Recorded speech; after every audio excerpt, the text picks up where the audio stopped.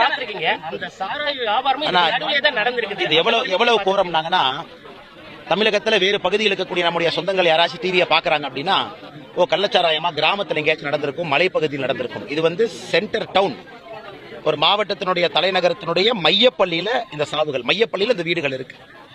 பக்கத்துல கோர்ட்டு, பக்கத்துல police station, எல்லாம் பக்கத்துல. இங்கிருந்து கல்லெடுத்து தெரிஞ்சீங்கன்னா எல்லாம் வந்துடும். 100 மீட்டர் 200 மீட்டருக்குள்ள இருக்கு. இந்த மாதிரி இடத்துல அமோகமாக பாக்கெட்டா எல்லாம் பாத்தீங்கன்னா பாக்கெட்டா சிட்டிக்குள்ள பாக்கெட்டா வித்திருக்கிறாங்க.